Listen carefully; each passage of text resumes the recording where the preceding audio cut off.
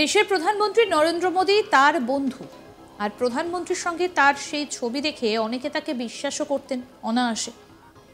আর সেই বিশ্বাস অর্জন করে নেয় নয় নয় করে ৭৭ জনকে রেলে চাকরি করে দেবার প্রতিশ্রুতি দিয়েছিলেন তিনি। অবশ্য এর জন্য চাকরি প্রার্থীদের থেকে মোটা টাকাও নিয়েছিলেন। বিশ্বাসযোগ্যতার জন্য নিজের রেলে চাকরি করেন বলে পরিচয় দিতেন, সঙ্গে রাখতেন রেলের পরিচয়পত্র। যতক্ষণে চাকরি প্রার্থীরা তার আসল রূপ জানতে পারছেন, ততক্ষণে অবশ্য তাদের যা ক্ষতি হবার হয়ে গিয়েছে। জানা গিয়েছে প্রধানমন্ত্রীর সঙ্গে যে ছবি তিনি দেখাতেন সেই ছবিটা এডিট করা।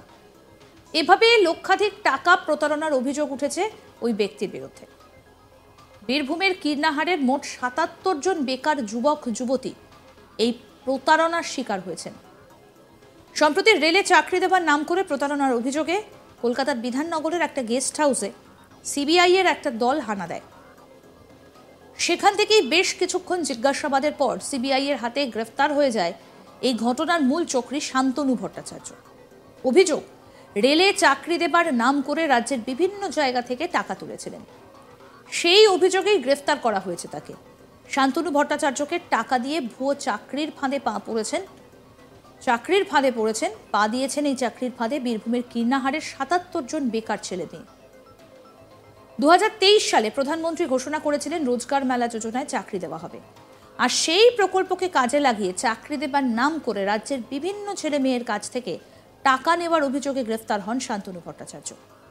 রেলের দপ্তরে চাকরির প্রলোভন দিয়ে শান্তনু ভট্টাচার্যের খপ্পরে পড়েছেন বীরভূমের কীর্ণাহারের ৭৭ জন বেকার ছেলে মেয়ে।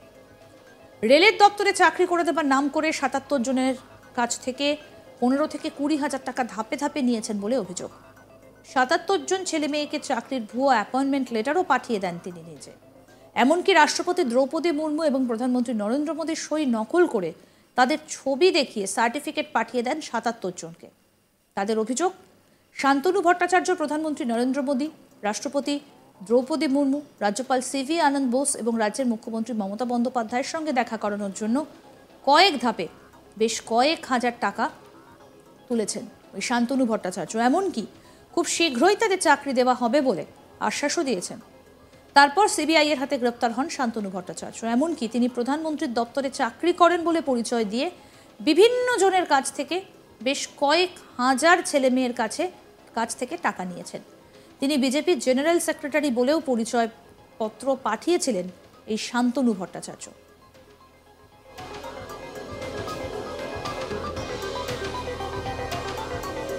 আরও অভিযোগ, শান্তনু ভট্টাচার্যের মিডলম্যান হয়ে কাজ করেছিলেন লাভপুরের বাসিন্দা শেখ কালাম।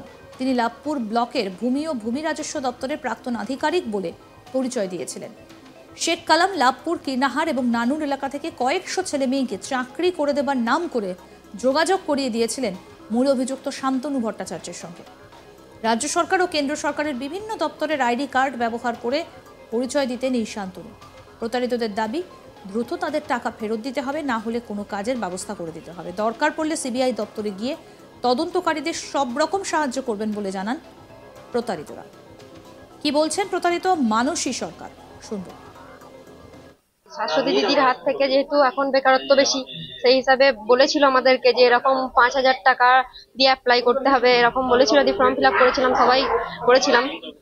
তারপর স্যার ডেট দিতেন, পর ডেট দিতেন, আবার সেই ডেটগুলো ক্যান্সেলও করতেন এবং বিভিন্ন অ্যামাউন্ট থাকতেন, ১৩০০, ১৫০০, ৫০০, এরকম করে ২৬০০। এবং তিনি বিভিন্ন চ্যানেলে বঙ্গশ্রেষ্ঠ সম্মান পেয়েছেন, সেই চ্যানেলগুলোর ভিডিওগুলো আমাদেরকে দেওয়া হয়েছে।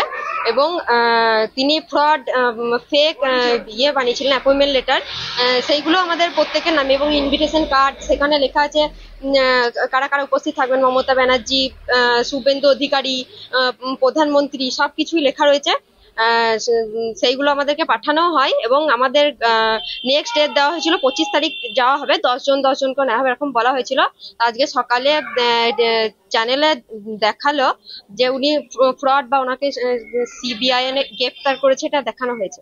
তা আমরা এখন একটাই চাই যে ওনাকে শাস্তি দেওয়া হোক এবং আমাদের টাকাগুলো ফেরত দেওয়া হোক বা আমাদেরকে কোনো কাজের ব্যবস্থা করে দেওয়া হোক, এটুকুই চাই। মানে কিসের চাকরি করে? রেলের গ্রুপ সি, যারা উচ্চ মাধ্যমিক পাস ছিল তাদের গ্রুপ সি, বা যারা গ্রাজুয়েশন তাদের গ্রুপ বি, এবং যারা মাধ্যমিক পাস তাদের গ্রুপ ডি, এরকম বলা হয়েছিল। কত টাকা নিয়েছে এখন অব্দি মোটামুটি সবার কাছ থেকে 15,000 বা 14 এরকম মতো হবে। 14-15? হ্যাঁ হ্যাঁ। মানে তোমরা কতজন ছিল? আমরা মোট এখন 77 জন, সবাইকে নিয়ে। সকলেই কি ওই টাকা দিয়েছে? হ্যাঁ, সকলেই অ্যামাউন্ট সমান সবার। মানে এই যে গ্রেপ্তার হয়েছে তিনি, কোথাও যদি যেতে হয় সিবিআই দপ্তরে? হ্যাঁ, আমরা সব জায়গায় যেতে রাজি আছি, প্রধানমন্ত্রী দপ্তর অব্দি যেতে চাই। আমাদের প্রতিনিধি শান্তনু হাজরা কি প্রতিবেদন তুলে ধরেছে শুনবো এবার।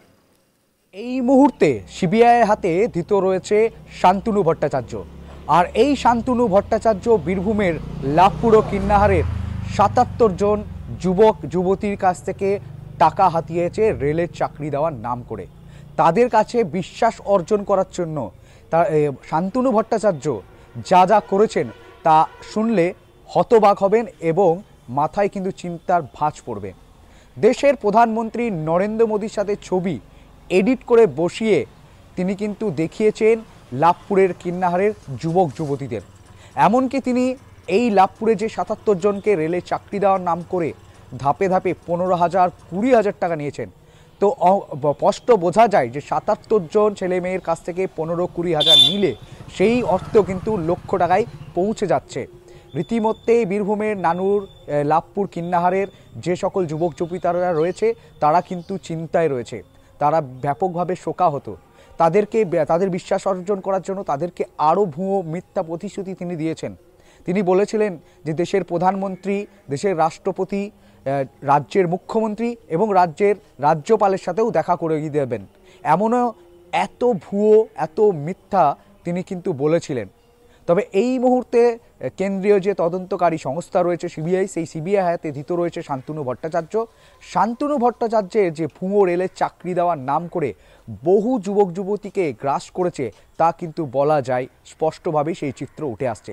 ইতিমধ্যেই বীরভূমের নানুর কিন্নাহারের সকল যুবক যুবতীরা কিন্তু হতবাক হতাশায় ভুগছেন, কারণ তারা রেলের চাকরি পাবে বলে বহু টাকা তারা দিয়েছিলেন।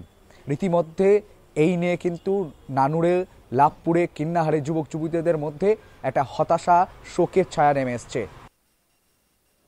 দেশের প্রধানমন্ত্রী নরেন্দ্র মোদী তার বন্ধু, আর প্রধানমন্ত্রীর সঙ্গে তার সেই ছবি দেখে অনেকেই তাকে বিশ্বাস করতেন অনায়াসে। সেই বিশ্বাস অর্জন করে নয় করে 77 জনকে রেলে চাকরি করে দেবার প্রতিশ্রুতি দিয়েছিলেন। আর অবশ্যই এই জন্য চাকরি প্রার্থীদের থেকে মোটা টাকাও নিয়েছিলেন। বিশ্বাসযোগ্যতার জন্য নিজের রেলে চাকরি করেন বলে পরিচয়ও দিতেন, সঙ্গে রাখতেন রেলের পরিচয়পত্র। আরও আপডেট পেতে দেখতে থাকুন আজ তাক বাংলা, সাবস্ক্রাইব করুন।